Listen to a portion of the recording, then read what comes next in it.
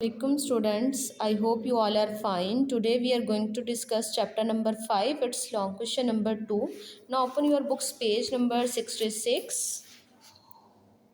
Describe the role of oxygen in various chemical reactions that occur naturally.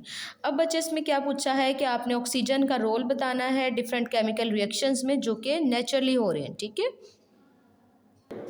Now open your books page number 57. Role of oxygen in natural chemical reactions. First point है आपका combustion.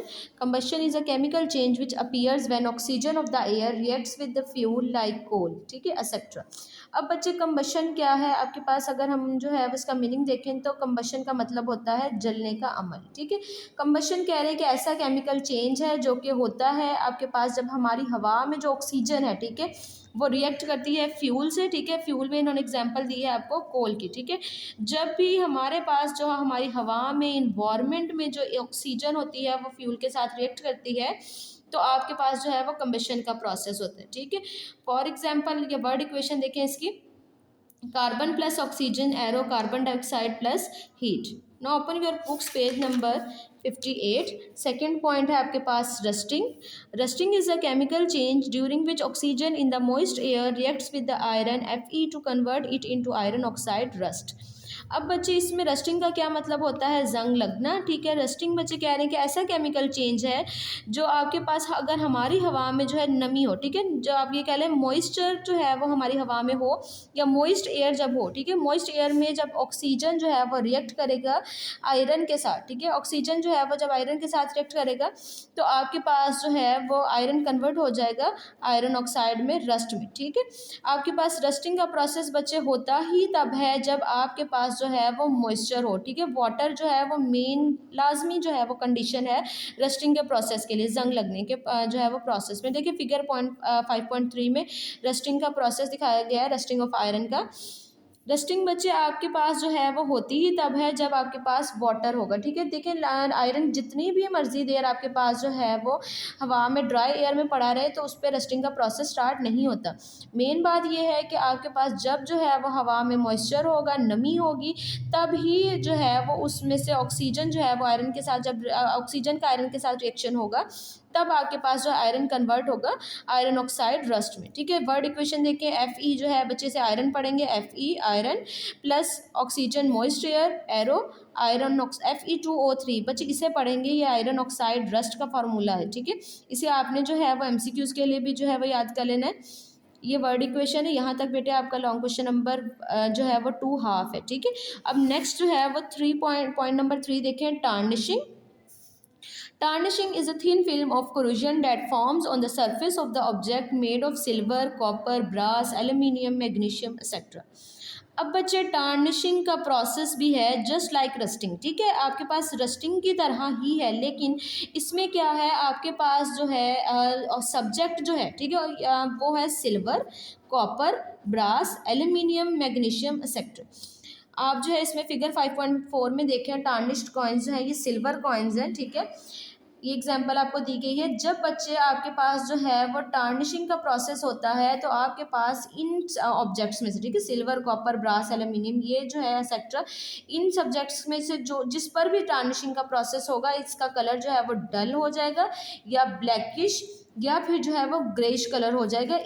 इनमें से अगर किसी भी object पर जो है वो टार्निशिंग का प्रोसेस हो रहा है। यहाँ पर सिल्वर कॉइन्स की एग्जांपल है, ठीक है, टार्निशिंग का प्रोसेस हुआ हुआ है, ठीक है। तो इनका जो है वो कलर यहाँ पे देखें ज़रा ग्रे सा लग रहा है और डल भी है। बच्चे अगर देखें आपके पास जो है वो हमारे पास कॉइन्स जो हैं वो जो ज़्यादा देर से इस्तेमाल हो रहे होते हैं तो आप खुद भी देखेंगे कि उनका कलर जो है वो डल सा हो जाता है या ब्लैकिश कलर आ जाता है, ठीक है, या ग्रेइश हो जाता है। वो क्यों, क्योंकि जब ऑक्सीजन जो है वो इन ऑब्जेक्ट्स के साथ जो है वो रिएक्ट, ऑक्सीजन हमारी हवा में जो ऑक्सीजन, ठीक है ना, एयर में जो ऑक्सीजन है जब रिएक्ट करती है इन ऑब्जेक्ट्स के साथ तो आपके पास जो है वो उस सिल्वर का या कॉपर या ब्रास, इनमें से कोई भी बच्चे ऑब्जेक्ट हो सकता है, तो उस ऑब्जेक्ट का कलर जो है वो आपके पास ये आ जाता है डल, ब्लैकिश या ग्रेइश, ठीक है। देखिए tarnishing is a thin film of corrosion that forms on the surface of object made of silver, copper, brass, aluminium, magnesium etc. कह रहे हैं कि टार्निशिंग का प्रोसेस में क्या है कि आपके पास जो है वो थिन फिल्म जो है वो बारीक सी लेयर बन जाती है कोरूजन की। यहाँ पर भी है बच्चे जंग ही, ठीक है, लेकिन आपके पास जो है वो कलर ऑरेंज नहीं होगा, ठीक है। ठीक है। यहाँ पर आपके पास डल ब्लैकिश और ग्रेइश होगा, ठीक है। कह रहे हैं कि that forms on the surface of objects, कह रहे हैं कि इन ऑब्जेक्ट्स की सरफेस पे होगा सिल्वर, जो बने होंगे सिल्वर से, कॉपर से, ब्रास से, एक्सेट्रा, ठीक है।